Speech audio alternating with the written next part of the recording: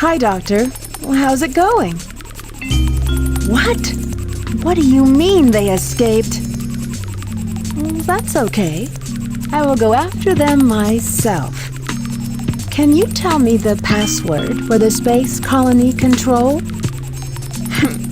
Tricking that old doctor is just too easy. All right, it's time to get to work. The password is Maria. Maria, I've heard that name somewhere before. Oh well.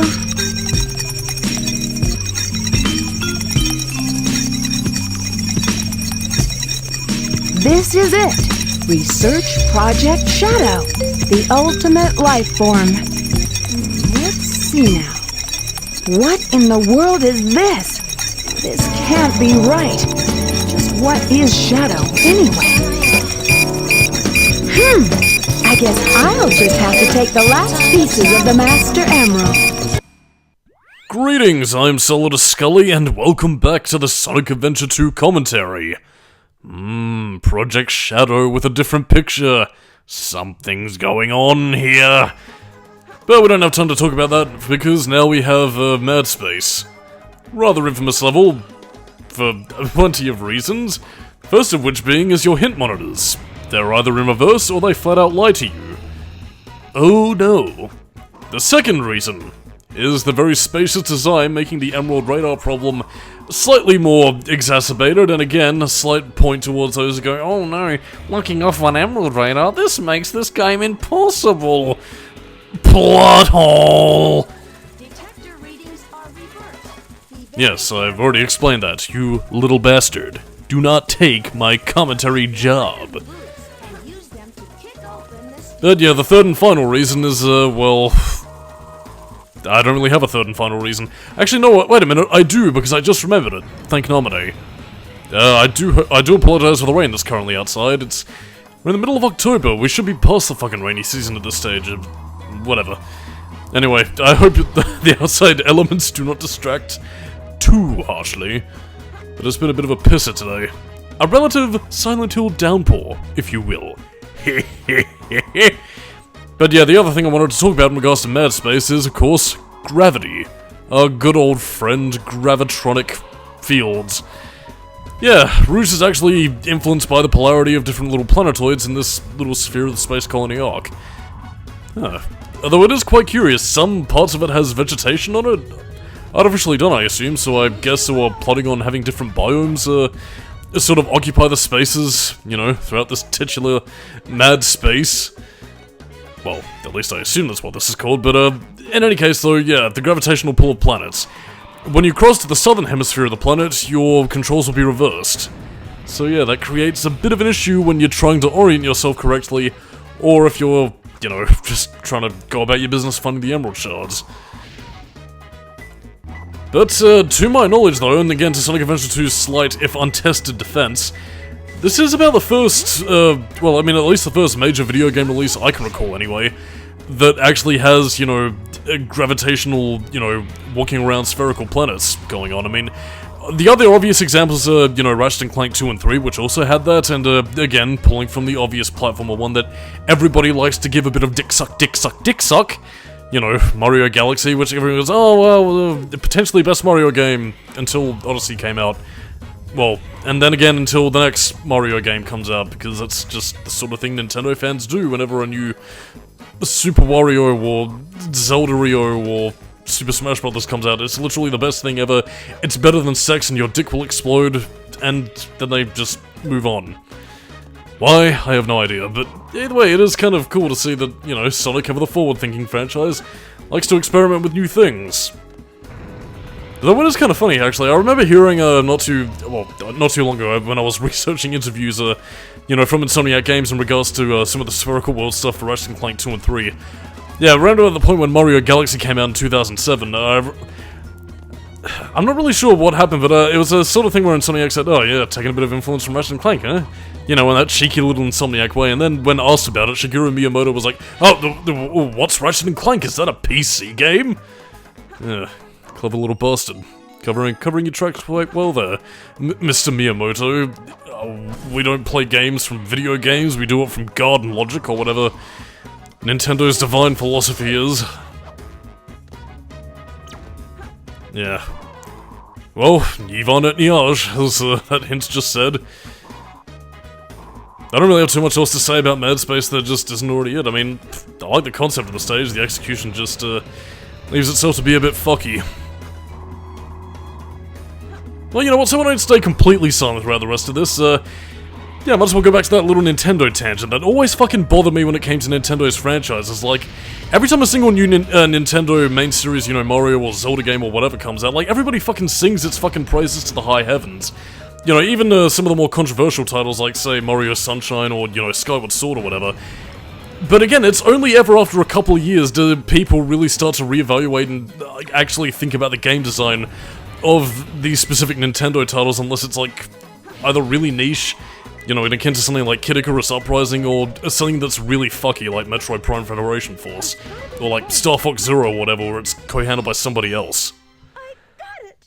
I don't know, Nintendo was just one of those fucking brands that I just really don't understand, and well, I mean, again, at the risk of playing contrarian man here, I just really don't understand the level of hype that comes with it, apart from lol nostalgia. Which, I mean, again, sounds very childish, and I suppose could easily be applied to a great many things that I enjoy, but I don't know. Mayhaps it is a taste thing, and or a legacy thing, so acquished. And speaking of legacy, we now have our boss fight against the Knuckles, who seems to have lost all his equipment and upgrades that don't appear on his version, and vice versa, Rouge will also not have her abilities in the Knuckles boss fight that we saw beforehand.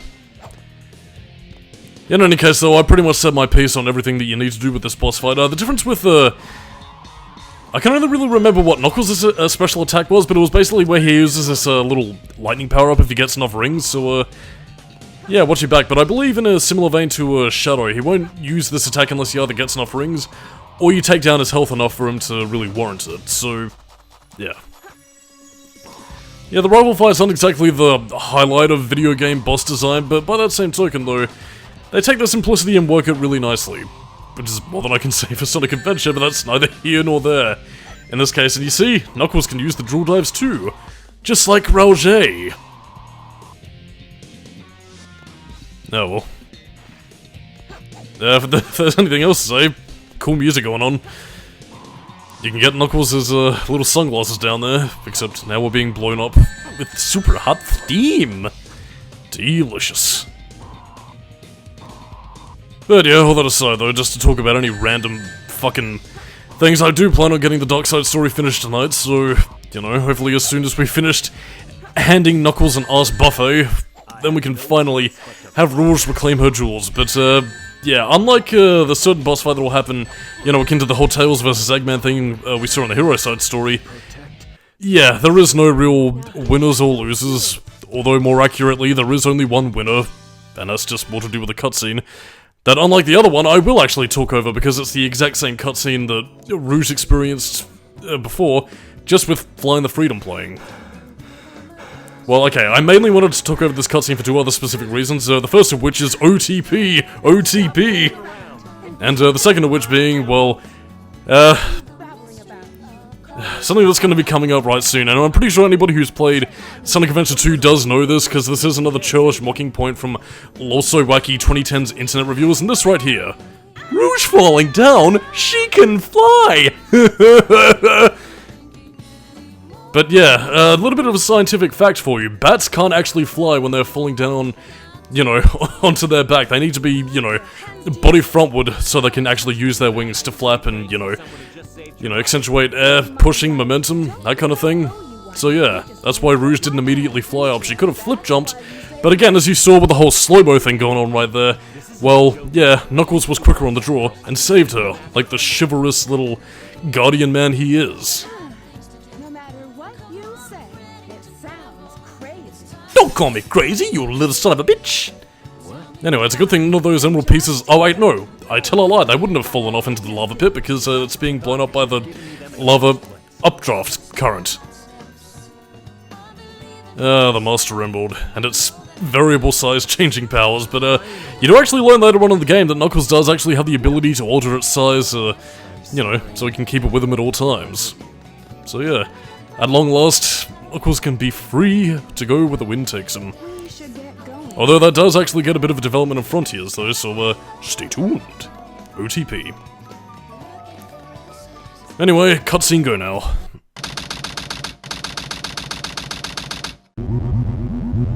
What's Rouge up to, anyway?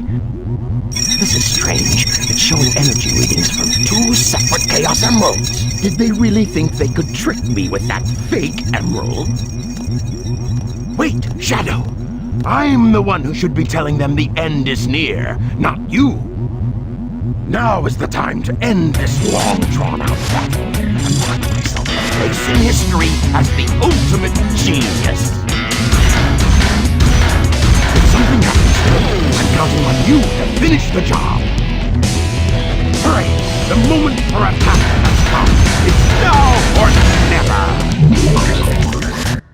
And now introducing one of the only times where Eggman ever actually utilizes his goggles for anything. Weird. In any case though, we are in for a real treat because after the stuff that was Mad Space, which is not everybody's cup of tea to put it mildly, here we get an absolute fucking gem of an Eggman stage, Cosmic Wall. Now again, as Michelle was explaining right there, the gravity is reduced since we're now out on the colony's outskirts. I guess low gravity, but we still have an airfield to breathe because Eggman doesn't have his, you know, little Eggmobile shield thing raised. Basically just putting the windows up. So yeah, basically, because of the low gravity, we can fly. And this is about the closest you really get to experiencing, you know, classic Eggman style, utilizing your mech of destruction to kill things and enjoy soaring through the sky. And, to be completely honest, I fucking love this stage. The music is sick as hell. The scope of, you know, traveling across the Space Colony arc is incredible, and quite frankly, there is a lot to see, destroy, and just, well, basically become Eggman's victory lap as he, you know, as you saw during the Hero Side story, he pretty much picks up on Tails' little gambit of, "Don't worry, I'll use the fake Emerdoodle." So yeah, Eggman's got it all figured out, and Shadow was initially gonna do the thing to secure his victory, but for who exactly? If he even is the real Shadow? Spoiler alert, he is. He's not a robot, he's not a communist, he's not a porn star, but instead, the real Shadow. Well, I completely forgot where I was going with that, but in the meantime, however, yeah, Cosmic War. Great stage, my favorite stage in the entire game, and, you know, I mean, I'm not really sure if they could do this. I mean, to kind of go into something a little bit, there is actually something very similar to, you know, having the freedom of speeding across, you know, vast landscapes, using unlimited flights via a little technique in Sonic Frontiers via Tails' gameplay where, to slightly spoil something, again, if you upgrade Tails' skill tree in that game, you do actually get access to the Tornado 3 mech that he uses in this game, and basically by using that, you can use Tails to just sort of fly across the, you know, different islands that you play throughout the game. It is incredibly liberating. You don't quite get as many cool tricks to use as you do in the mechs in Adventure 2, but by God, I would love to see something like that with a playable Dr. Eggman, and maybe with a few more attacks and abilities to your mech to use in combat, but honestly, I mean, if it can get anywhere close towards, you know, the sort of gameplay that Eggman had in Sonic Adventure 2, I would love to see him return as a playable character, man. I think it would be absolutely fucking fantastic. But yeah, to kind of further the gameplay sequence here, you do have a few rail shooter segments, which do kind of put me in mind of a few segments of Burning Rangers, actually, when you were taking control of the ship and, you know, blasting away in that sort of Jak 3 kind of arena, but I don't know. Then again, though, it is worth noting that, you know, Sonic Team did have third-person shooter experience with Burning Rangers, so, yeah, a lot of those little techniques that came to use in that game, you know, were brought to life here, and, oh, Burning Rangers 2, how I missed thee, and potentially would have been Shadow's own game, you know, if certain rumors are to be believed. Ah, well. In any case, though, playable Eggman, I'm going to miss thee. Yeah, although to kind of talk about some of the gameplay mechanics in slightly more depth, at least in regards to the anti-gravity boon, yeah, you do get a pretty high boost from, you know, how high you can jump with your jet booster by holding down the A button, but bear in mind though that, yeah, it doesn't allow you to fly completely all over the place. I mean, you will eventually have to obey the laws of physics, you know, even if the gravity is lowered here. So yeah, you will eventually start to descend once you hit a certain threshold, so, you know, we can't have too much fun. We do have a job to complete, and Eggman does have villainous plans to do. So yeah, just, you know, have fun at your leisure, but, you know, you got things to do, don't fly off into space. Yeah. But in any case, though, not really too much else to say. Apart from those random fucking spike balls that are just there to sort of pip you. Oh well. Delicious rings. By the way, I know I'm really Raggy. I know I'm really late in saying this, but by the way, if you happen to get hit as Eggman and, yeah, considering the fact that we have a more traditional health system, yeah, collecting rings, as you can see by those little yellow point systems, you know, sort of adorning the side of the health bar, yeah, collect a bunch of rings and eventually you will fill that bar up, at which point you'll gradually refill your health, unless of course you find, you know, the health kits that are hidden within, you know, the typical Sonic canisters that you can use to replenish your health to a much fuller capacity. So, yeah, it is still worth collecting rings besides getting score. You know, they will recharge your mech's health bar as well as collecting chaos drives, which will also be followed by, you know, the point-by-point yellow threshold that you can see on top of the health bar, so, yeah. If you're, lacking a bit of health, scramble and collect those chaos drives and rings like there's no tomorrow. Which is also quite funny, because I believe in Sonic Unleashed, rings are also used for currency, so what's also a simultaneous bid for health is also standardized currency across the world. Which kind of makes the fact that there's, like, Sonic dollars, as we saw on the Prison Island Bank, even more confusing, considering the fact that it's the world's currency in Sonic dollars and rings? Curious things to behold, but whatever. I'm not gonna complain too much. Delicious. Take that, pyramid. We may have lost our pyramid base, lost our beloved golem, but we will always have the Space Colony Arc. There we go. Yeah, we're nearly done with this level. We just have one last tower to ascend, and eventually one last little rail segment, and then we can finally move on. Oh, but we're just having too much fun. Oh, it once again brings us to that point in the commentary where the story is coming to a close, and then you're just thinking, oh, if only we had more time. Time to enjoy the journey with our bestest buddies. You know, conquering the world, destroying the moon, causing tidal crashes. You know, basically ruining everybody's day, causing mass destruction. Couldn't we have more fun like that? Well, only in video games, because if you decide to do so at any point in real life, well, you will be going to jail. Or wanted for wanton mass destruction, terrorism, and a variety of other hideous war crimes that will have the Geneva Convention watching you like a hawk. But yeah, I've never actually been able to destroy that giant drool machine that's chasing Eggman down, so I don't really know what happens if you don't catch up to it. I think you still take a bit of damage, but yeah, I don't really know. Really, your salient thing to do here is just sort of keep it away from you, but yeah, I guess it might be possible to destroy it, but I just haven't been able to. Ah, well, we've pretty much ended the stage right here, and yeah, this is one hell of a victory lap. Also, we collected Eggman's armor for his mech, which gives you a health boost. So on that note, I'm Solidus-Skully, catch you next time, and I'll see you later. Now you know why I am the best.